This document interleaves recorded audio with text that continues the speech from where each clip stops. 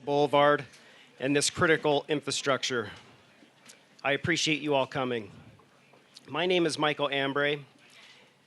I am the new executive director over Point of the Mountain State Land Authority. I may look familiar to some of you from my previous role as director over the Division of Facilities Construction and Management. I come to this role being very familiar as I've served on the board and I have also had the responsibility to oversee the engineering for this critical infrastructure. By breaking ground today, we are quite literally setting the stage for phase one development to start in earnest. Over the next several years, you'll see multiple buildings go vertical from this site. The Point partners are excited to inform you over the next year on these developments. This is unlike usual developments where it starts on the edge next to existing utilities and ease of access, but instead we are starting at the center, accelerating the success of this project due to the investment of this infrastructure. Before we begin, I would like to recognize our state legislators, our mayors, city council members, county council members, and commissioners that have joined us today. I thank you for your ongoing support. Will you please stand to be recognized?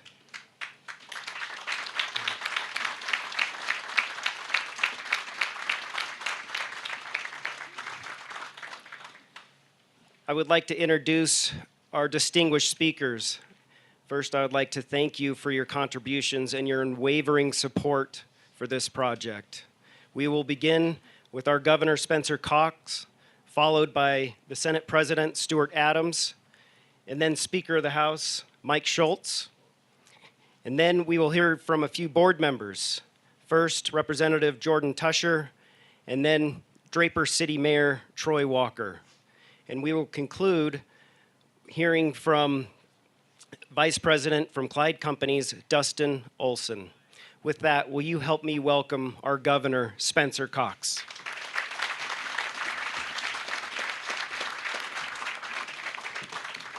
Thank you, Michael, for that kind introduction. Ladies and gentlemen, it is so cool to see you all here.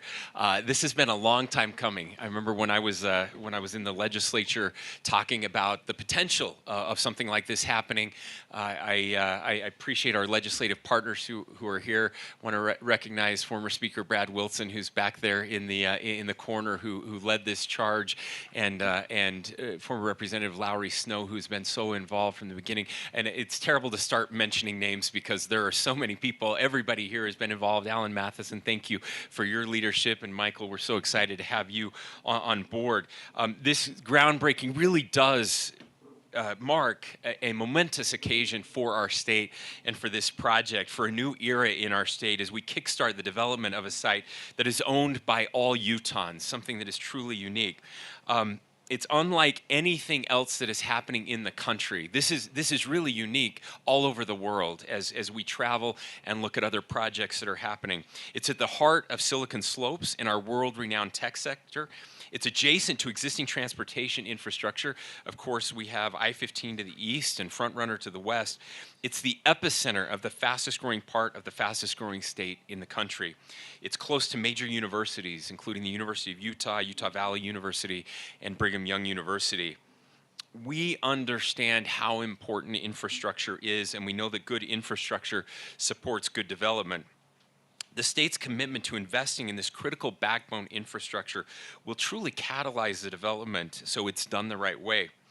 I had the unique opportunity once the original bill was passed to serve as the co-chair of this board for many years, and I'm so proud of the work that they have done. I know it's been a long time coming, and you've worked incredibly hard to get to this point.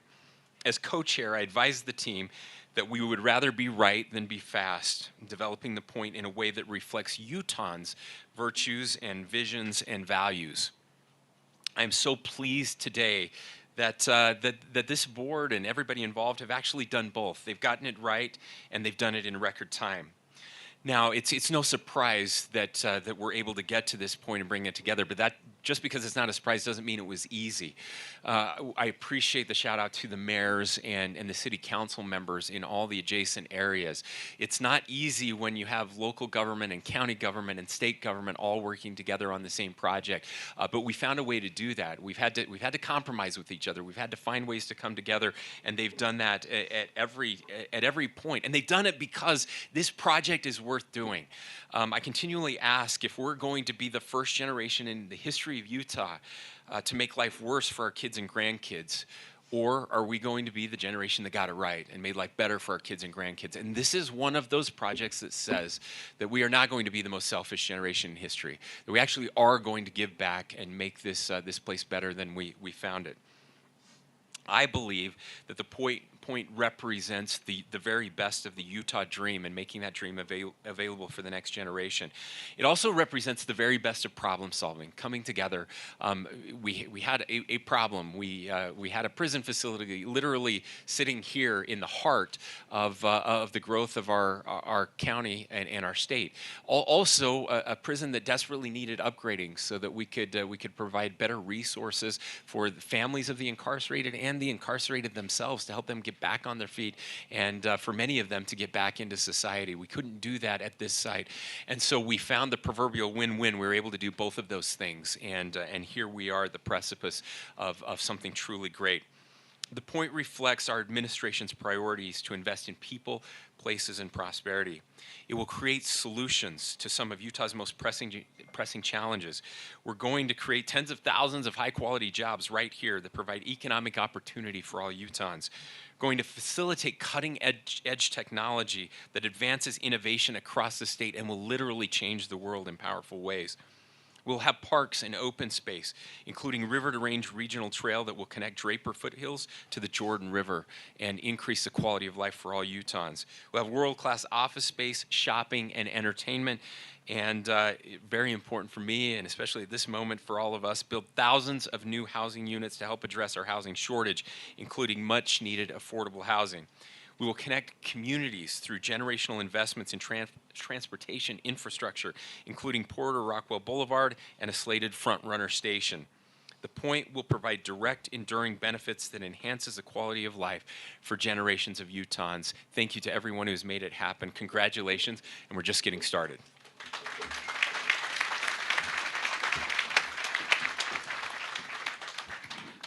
Thank you, Governor. I agree with everything Governor said. And this is an exciting day. And it's even more exciting when you see backhoes behind us, isn't it? That's a kind of an exciting backdrop for us. You know, I think about where we're at right now, where we're sitting. And everybody knows, I think, by now that Utah is the best economy in the nation. We're the fastest growing state in the nation. And when you think about that, this area you're in right now is one of the fastest growing areas of Utah. So if we're the fastest growing state in the nation, and this is the fastest growing spot in Utah, you're sitting in what is, I think, the fastest growing spot in the nation. Pretty amazing we're here doing these great things. The other thing that we know, and when you look around, not only we sit in the fastest growing spot in the nation, but I look up, if you can see below the underneath the tent, you see a lot of slopes, and the governor mentioned this. We see all these slopes around us. These are silicone slopes, and silicone slopes is what's helped us make our economy so great. The tech industry is what's helped our job creation. We have the best economy. We have one of the, I think, Wall Street Journal says we have the top job market, and a lot of it's because of the tech industry that's here. When you think about the tech industry, you think about things like biotech. Also, there's unrest in the world. If you look at what's going on in Ukraine and Israel, most of those weapon systems are AI-driven. You look at games. Look at what's happening around with the gaming industry. You look at tools. You even look at cars. You look at our phones. You look at everything. Everything we have is AI-driven. I firmly believe, within me, that the country who controls AI will control the world, whether it be weapon systems, whether it be technology, whether it be economy. And And we know that in order to control AI, we need to have technology and development. We have that happening here. And I believe we're in an arms race right now. Some of you remember back when we were in a nuclear arms race. I believe we're in an AI arms race. And this facility, what we're doing here, will help us be able to solve that. Our future is bright because of it. The point will, as the governor said, bring thousands of jobs. It creates billions of dollars in state GDP. It'll provide more housing. It'll offer world-class shopping, which will be fun for a lot of people too. At the legislature, we've committed, I think, $165 million in infrastructure, $250 million for the new front runner. So it'll get, again, be in the heart of our transportation system. Our future is bright. I think it's bright because what we're doing in Utah, and this is one of the projects that makes it bright. I want to thank a few people. I just saw Senator Stevenson walk in, Senator McKay, other senators that have been so involved. Senator Stevenson has been on the board, I think, since the beginning, even before the prison moved. The Point Board and their staff, the Division of Facilities, Construction Management, DFCM, and who will help with the building process. Governor's Office of Economic Development, all the people, the Transportation Department, all of you who have helped so much. Thank you, thank you, thank you for making this happen.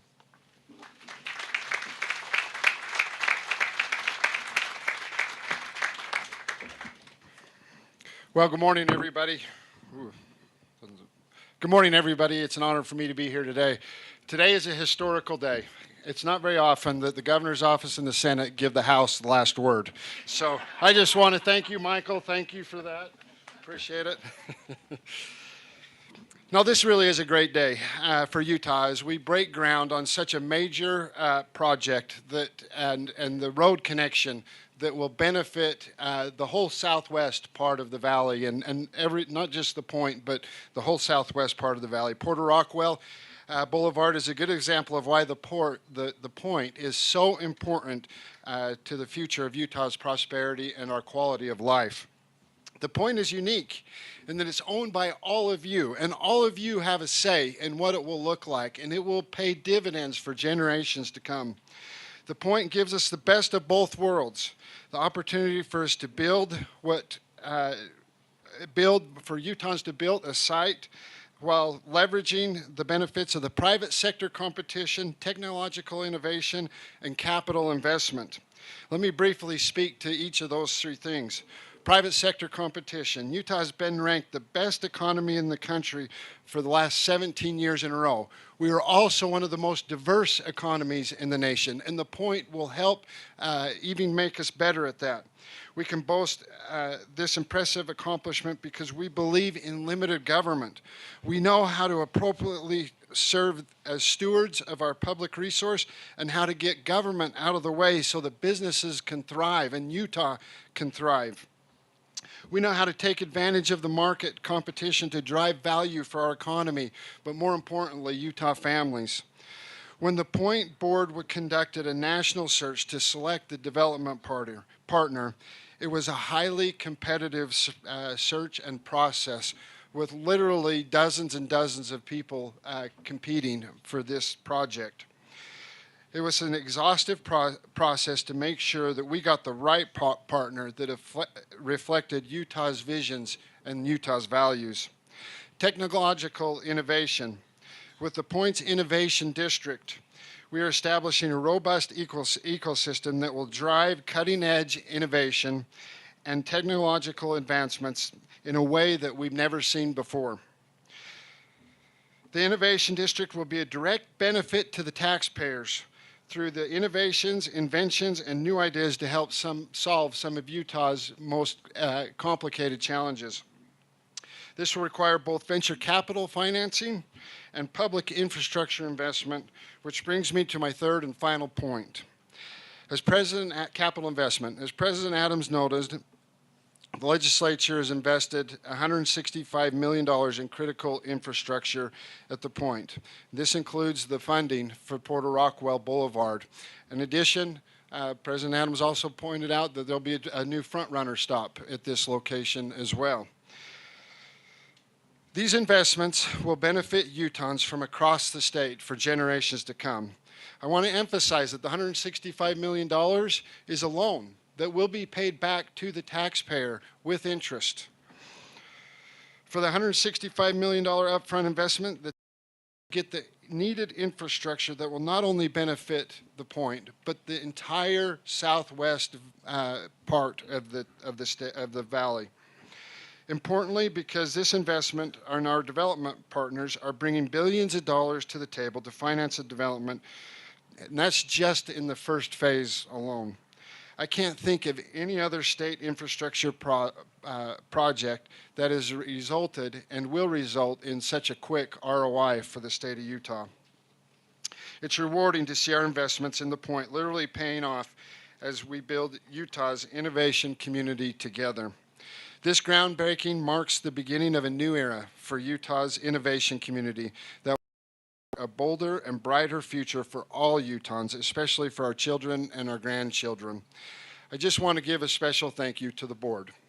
Thank you for all your hard work that you've put forward to make things happen. Michael, we're super excited for you to come on board and lead.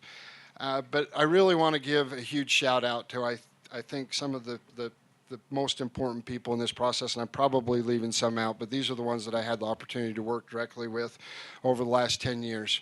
Speaker Wilson, Jerry Stevenson, your guys' vision created what is here today. I remember coming in as a new legislator, watching you guys travel all across the state and deciding the best way to move the prison and deciding on the best location of the prison, and then to decide what happens with this site afterwards. Lowry Snow and others from the Senate, I'm not sure, who was your Senate sponsor on that bill, Lowry? Jerry Stevenson again. It's all Jerry's fault. But your vision led us here today and what we've got today. And we're excited for the new board, Jordan, Representative Teuscher, Dan McKay, and others that will come on and help lead us and guide us to the next level. So with that, thank you. Appreciate the opportunity to be here.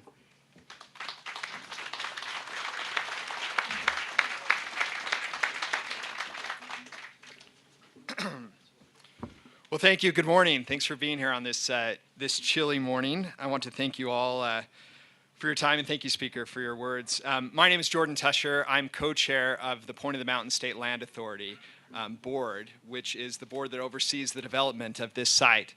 And I'm really excited to recognize the rest of my board that's here, my co-chair, Lowry Snow, and other board members, including April Cooper, Executive Director Ryan Starks, Senator Lincoln Fillmore, Senator Jerry Stevenson, Mayor Jenny Wilson, Mayor Troy Walker, Representative Jeff Stenquist, Representative Ariel DeFay, Mayor Don Ramsey, Commissioner Jefferson Moss, and Interim Director Andy Marr. We wouldn't be here today without the great work and dedication of this group, and I'd like to recognize them with a round of applause.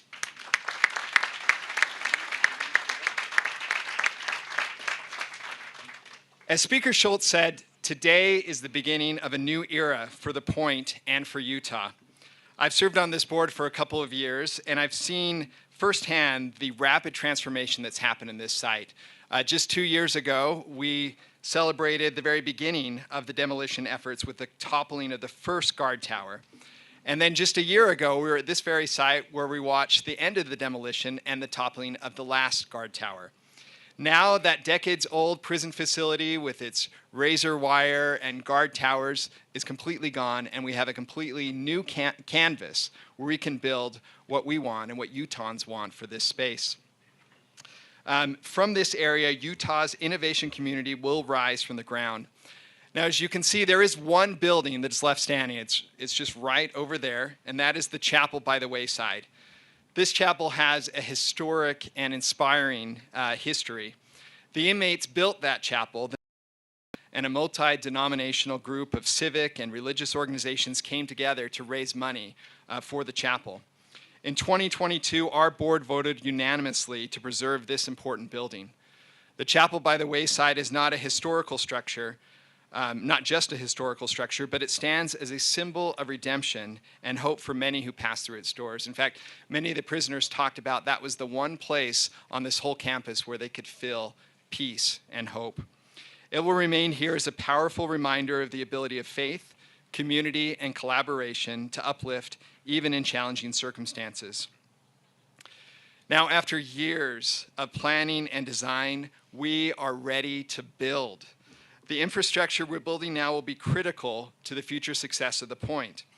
Porter Rockwell Boulevard will serve as the site's main road that will connect the point to the rest of the region. And like Speaker Schultz talked about, it will connect all of the southwest corner of the valley, being a real key to this area and improving the infrastructure here. It will provide not only that north and south mobility, but also provide convenient access to this site's future amenities for all visitors. The road itself will not just be built for cars. The road is intentionally designed for both vehicular and pedestrian use, including bike lanes and sidewalks, offering an important thoroughfare for commuters while creating convenient paths for pedestrians, cyclists, and visitors. It will also have safety features that are integrated into it with narrower intersections to facilitate the movement of people across the road more seamlessly. But we're building today much more than just a road. We're building a community. You can imagine as you look out here in the future seeing shops, cafes, office buildings that will line that boulevard, incorporating a human-centered design that creates an impactful experience and fosters a sense of place. Now, in our design and approach, we've taken a fiscally conservative approach. We're using recycled concrete from the decades-old prison buildings to construct Porter Rockwell Boulevard. The groundbreaking ceremony itself is actually taking place on some of that concrete right now. While other development projects may start at the periphery of the site, we, with this infrastructure project, will be able to start at the middle and the heart of the site, right here in phase one. And let me talk just a little bit about the heart of the site. While the point will have amazing amenities, the governor talked about the river to range trail, the Central Park, entertainment, jobs, restaurants, all of that will be here.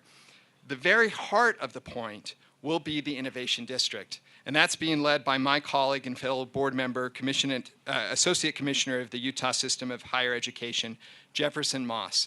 He and his team will be facilitating this amazing opportunity for our state. Proximity facilitates opportunity. The infrastructure district will support an ecosystem that promotes meaningful interactions and advances technological innovation, fosters a startup environment, and facilitates relationships across universities, businesses, and entrepreneurs. It will also be home to Convergence Hall, which will have advanced infrastructure that supports shared workspaces where businesses, startups, and independent entrepreneurs can interact and innovate. The Innovation District will focus on specific industries such as high-tech, biotech, fintech, and clean energy to rapidly advance the commercialization of new ideas and products emerging from the groundbreaking research conducted here at the Point. Let me just say, this is not just another development. A lot of people ask me, why is the state involved in a development project? Why not just sell it off, turn it over to the free market, and let them build what the state actually needs? And the answer is because of this innovation district. Utah is already the innovation capital of the United States. The innovation that we have here to connect what we have going on in our job centers in Salt Lake City, at Silicon Slopes, across Utah, Salt Lake County, Davis County, the universities, the businesses that we have here is unique, and that will be the innovation district that we have here. There is nothing like it in the country. It is a generational opportunity. And so I cannot overstate the importance of the work at the Innovation District. It will attract the best and brightest from around the world to come here to solve some of our nation's most pressing challenges and create a more prosperous future for the rising generations of Utahs.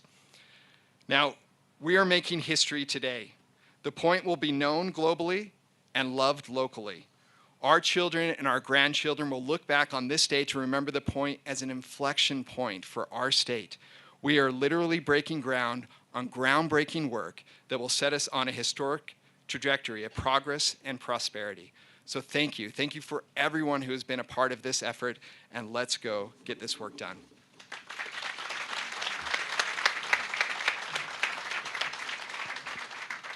Well, I just want to first of all say welcome to Draper. We're glad to have you. Would my board members stand up? I know they've been recognized. Would you guys all stand up that are on our Point board, please, so you can see who they are? this is an appointed board.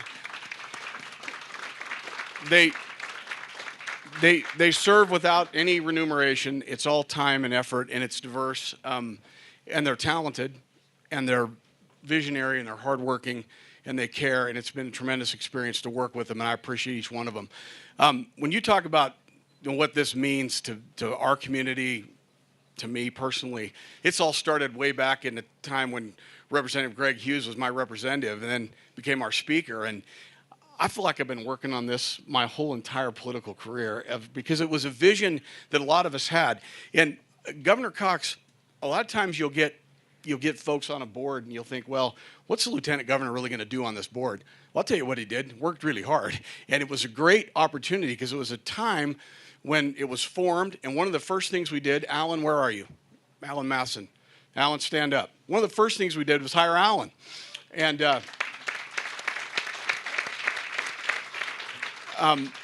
Alan's leadership was phenomenal and fundamental to getting us to where we are today. And so, you know, as a group, we work on these things, and it's rewarding to see it kind of come to fruition. I remember you talked about the towers. We had a big media event, if you'll recall, to knock down one of the towers. Anybody remember that? I know the media left. It took so long to knock this tower down. It got hit, like, I don't know, 100 times with a 2,000-pound wrecking ball, and it stood. Every blow, it just stood. And it made me think, my former city manager, David Dobbins, said, symbolic of this entire process. And I thought for sure it was. You look at it as you go forward and how hard this is. When Representative Teuscher said some legislators have questioned should the state be involved, I'm looking at one of them over here. I've had them ask me that question. But I want to say this. We have legislative leadership that had vision and was willing. And Speaker Wilson would tell you that was one of the hardest things to do as a speaker, to keep the state involved in a project like this, to have the vision to get to today. I really think we've got tremendous leadership amongst our House and Senate. And members of our legislature that are here, they voted to spend the money. And so my hat's off to them, and I'm grateful to the vision. It's just a vision. It takes a while to carry, and it's a hard vision to see. But as we've gone over time, you can. And the other thing, this didn't happen. If this was just a blank piece of real estate, that would be one thing. To do this, the governor's office, the legislature, the Senate, all of our members of our legislature had to vote to build a new prison. Now, I don't know how many state legislators get up in the morning on the first day of the session and think, we're going to build a new prison with $300, $400 million. None. I think Utah might be the only one. Actually, I'm not. You can fix that number for me.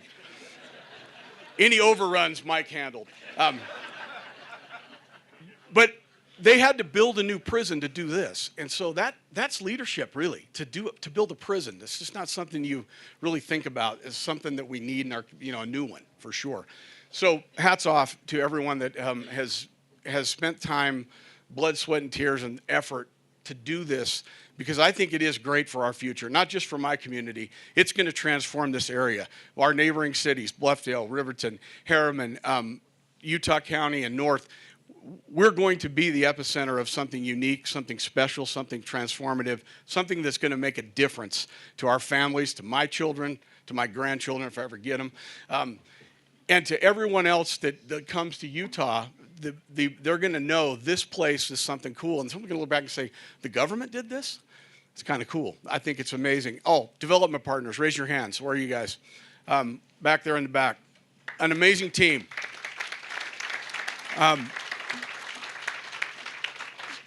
Hours and hours and hours of interviews and selection on our committee to find the developers. One of them's a local boy. Kip, where are you? Raise your hand. Wadsworth.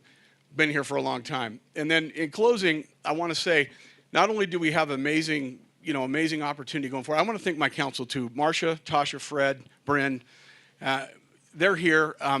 They're amazing. They've helped carry the vision too, because ultimately we have to, as a city, we're working closely with the Point to bring this to fruition as far as actually building it. And so my hat's off to my council members and my staff as well. Our city manager, Mike Barker, my city manager, Kelly Chalberg, Scott Cooley, our city engineer, we've spent a lot of time. We've argued, we've gone back and forth. We still got some more to do, but we're moving and we're working and moving forward in a way that's positive. And I'm just again thankful to all of you who have put your time and your effort and your vision and your leadership into it, because without all of you, it wouldn't have happened. And so, I just think we're just really lucky, and it's going to be awesome. Thank you.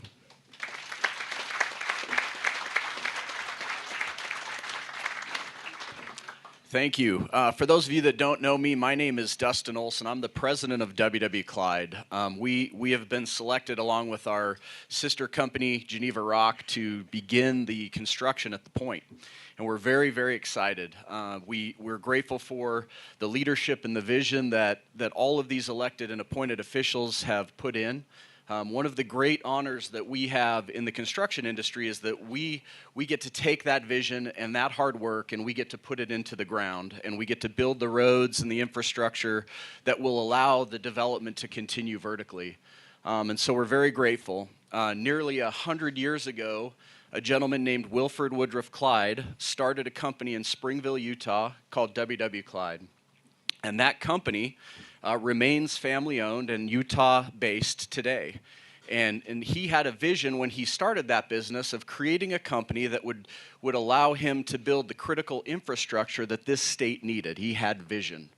And in 1926, he started that company. About 30 years after that, he started a company called Geneva Rock. And Geneva Rock was meant to supply the critical aggregates and concrete materials that are needed to build this state.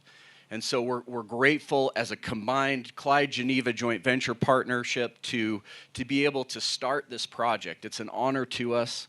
We're so grateful for the leadership, much like Wilford W. Clyde had back 100 years ago. These leaders have vision, and we're grateful for the work that they put in.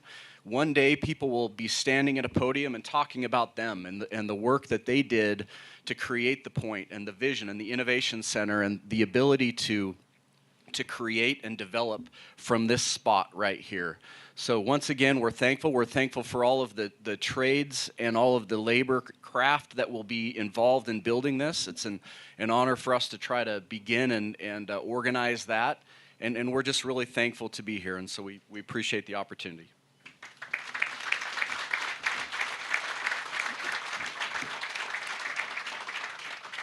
Thank you, Dustin, and thank you to all of our speakers for those inspiring words.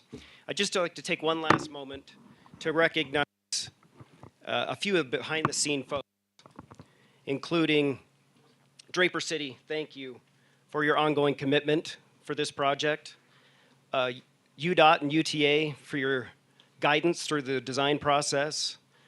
Our design team, Horrocks, Kimley Horn, and Design Workshop for your expertise, DFCM for your ongoing support, and the Point Partners for your collaboration and friendship. Thank you. With that, let's get to the point and break some dirt. Please follow me out to the excavators.